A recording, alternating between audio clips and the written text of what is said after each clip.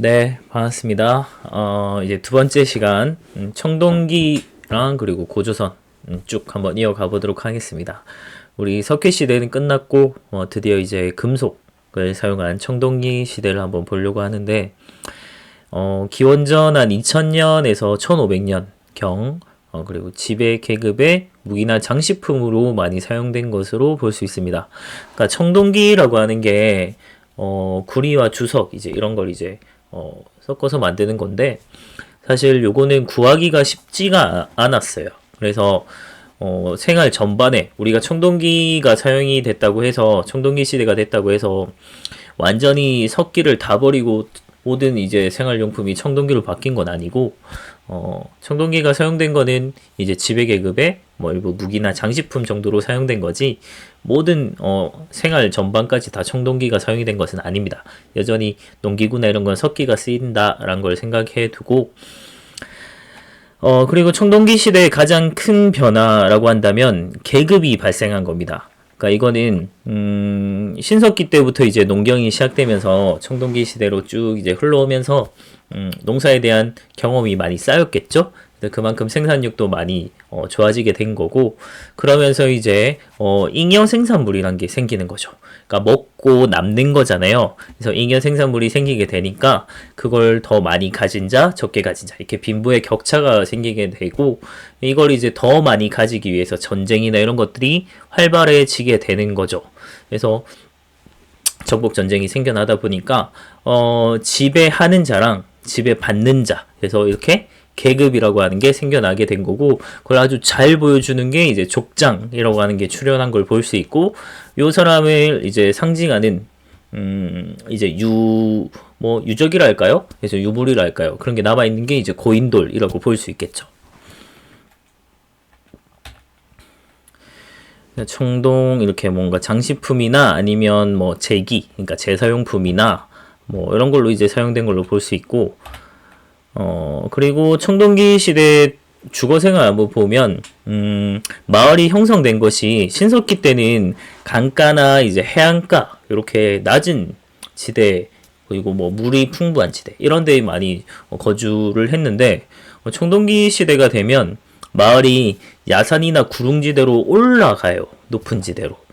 요게 뭘 의미하느냐 한번 생각을 해보면 방어에 유리한 지역으로 옮겨갔다는 걸 볼 수 있어요. 그만큼 전쟁이 활발해졌다라는 걸 좀 볼 수 있는 거고,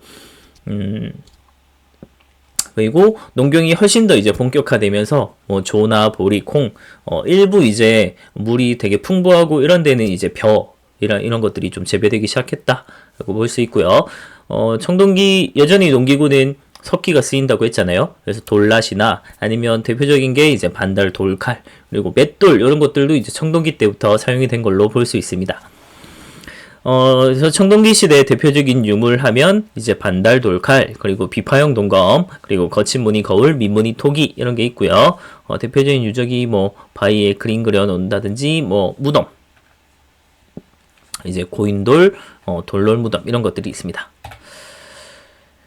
요게 이제 주거터의 모습인데 확실히 이제 구릉지대 이렇게 이제 자리한 걸 볼 수 있고 이렇게 움푹움푹 파여 있는 게 해자라고 이제 물 이렇게 고여 두는 거예요. 땅을 파서 이게 이제 방어하기 위한 시설이라고 볼 수 있고 그리고 실제 이제 뭐 복원해 놓은 걸 이런 걸 보면 요 해자 뒤에다가 이제 목책 같은 걸 이렇게 방어할 수 있게 나무 같은 걸로 이렇게 쭉 당 같은 걸 만들어 놨어요.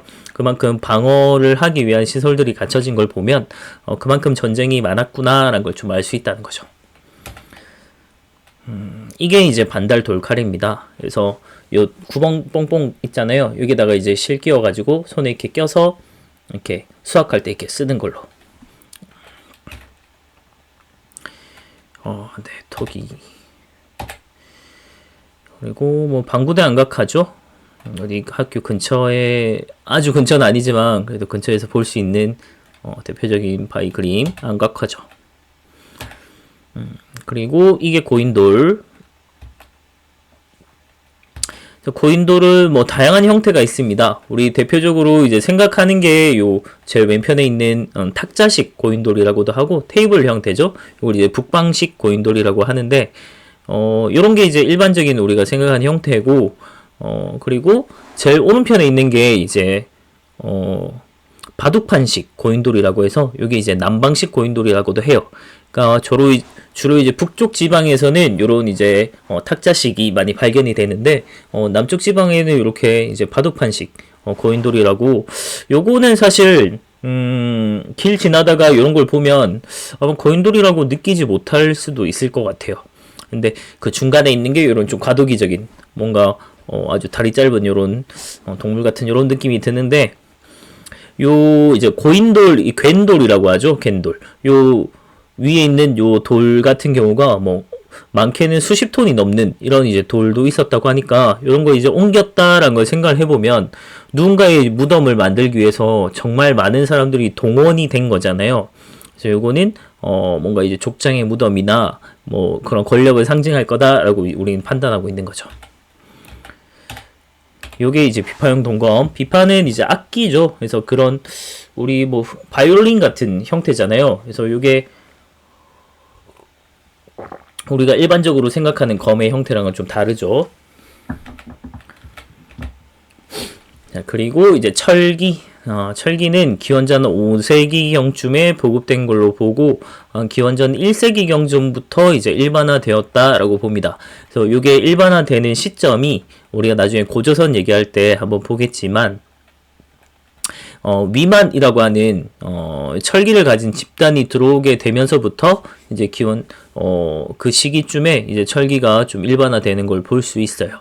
근데 청동기와 철기의 이제 큰 차이라고 본다면 철은 재료를 구하기도 쉽고 훨씬 풍부해서 이게 잘 재련할 수 있는 기술만 있다면 얼마든지 일반화돼서 다 사용할 수 있다는 겁니다. 그래서 실제로 이제 철기는 무기뿐만이 아니라 농기구 이런 것까지도 이제 사용이 많이 되면서 농업 생산력도 굉장히 증가하게 됐고요. 그리고 그를 바탕으로 인구도 같이 늘게 됩니다.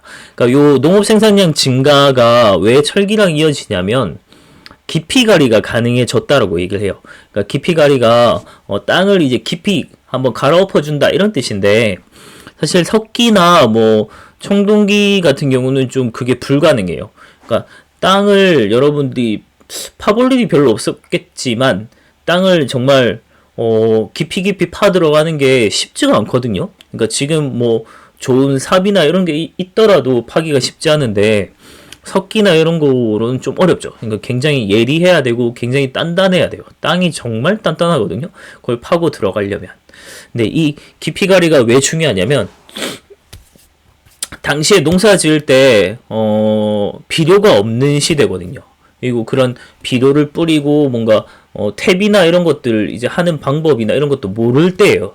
그러니까 그런 이제 시비법이라고 하는데 퇴비를 뿌려주고 하는 그런 땅에 이제 양분을 보충해주는 그런 방법을 모르던 시절에 농작물을 처음에 키울 땐 괜찮아요. 땅에 양분이 아직 있으니까. 그래서 그 양분을 농작물이 빨아먹거든요. 그러면서 이제 농작물이 자라게 되는데 농작물을 키우고 나면 그 땅의 양분은 이미 빠져 있는 상태인 거죠. 그러면 그 양분을 보충해 주는 게 비료란 말이죠. 근데 이런 게 이제 없던 시대니까 그런 비료를 보충해 줄 수는 없고 그러니까 땅을 한번 갈아엎어 주면 새로운 양분이 있는 땅을 이제 한번 갈아엎어 주면 되는 거죠.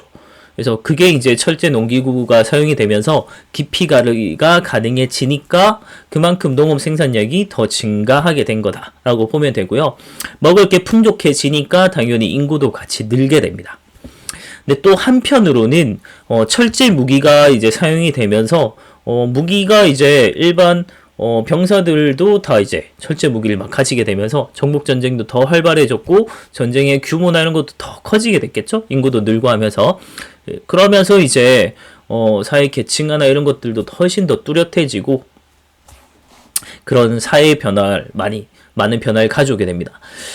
그리고 이제 우리나라 철기 시대 때 중국과의 활발한 교류를 보여주는 게 뭐 중국에 사용됐던 여러 이제 화폐들이 우리 요 철기 시대에 막 좀 나타나기도 해요. 뭐 명도전, 반량전, 오수전 그리고 창원에서는 뭐 다호리, 붓 이제 이런 게 발견되기도 했다 하기도 합니다.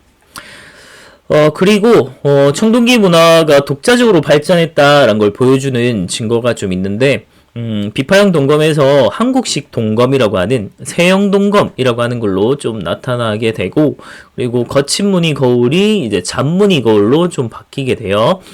그리고 정말 중요한 건 거푸집이 발견됐다는 게 우리가 독자적으로 뭔가 청동기를 생산했다, 그러니까 자체적으로 생산했다라는 거랑 거푸집을 통해서 우리가 뭔가 청동기를 대량으로 찍어냈구나라는 걸 보여준다는 거죠.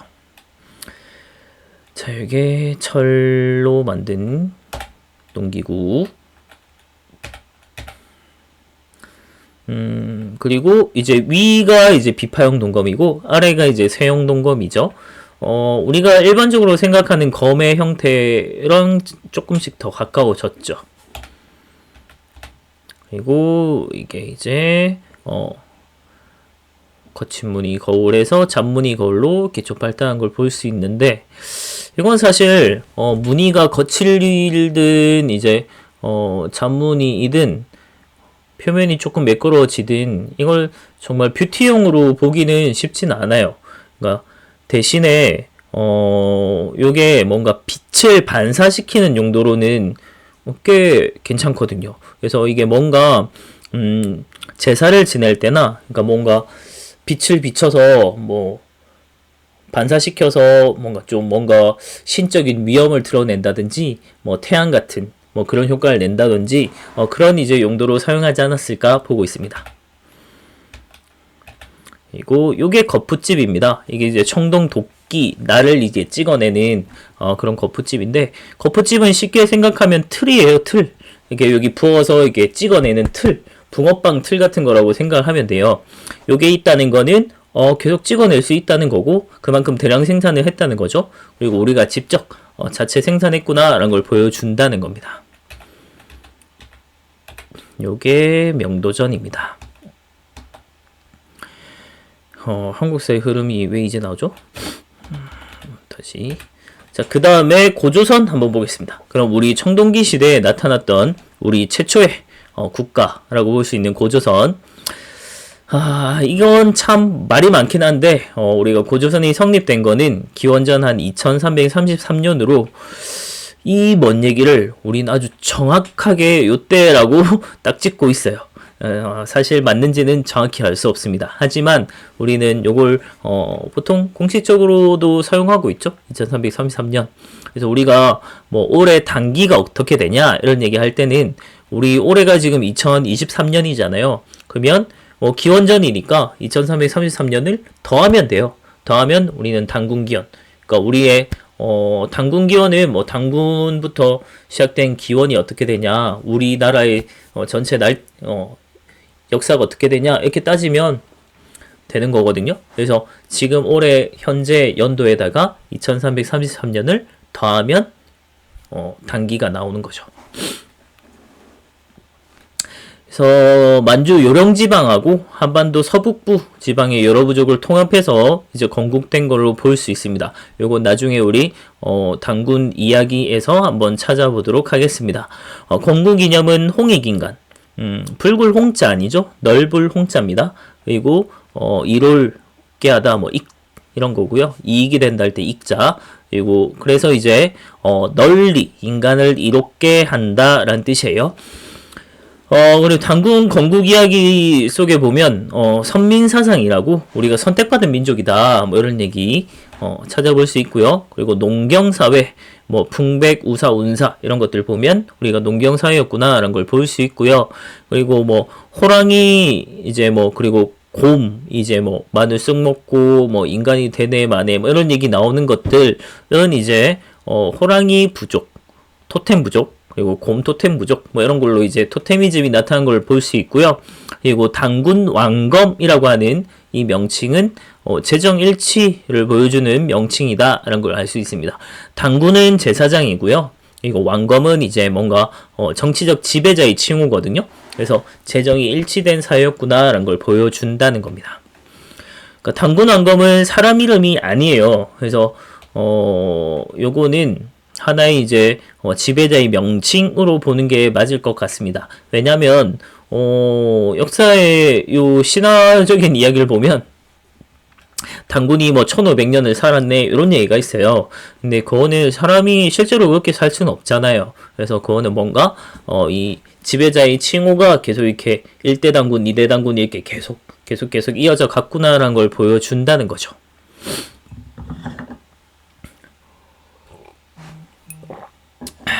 자, 그러다가 기원전 4세기 무렵쯤에 중국의 영과 대립을 하게 됐다는 걸 볼 수 있고요.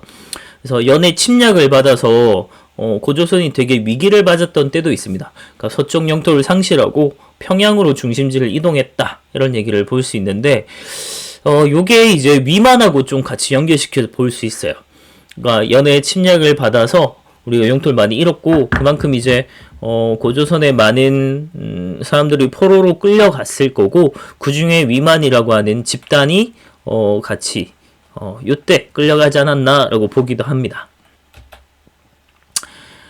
이렇게 생겼을진 아무도 모르겠지만 우리는 보통 이 사람을 단군이라고 하죠. 그리고 고조선의 영역을 알려주는 중요한 뭐 유물, 유적이라고 볼 수 있는 게 고인돌이라고 하는 거랑 그리고 비파용 동검. 이게 이제 분포하는 지역이 고조선의 지역 범위랑 되게 일치하는 걸 볼 수 있어요. 그래서 잘 보여준다라고 얘기를 합니다. 이게 미송리식 토기라고 하는 거고요.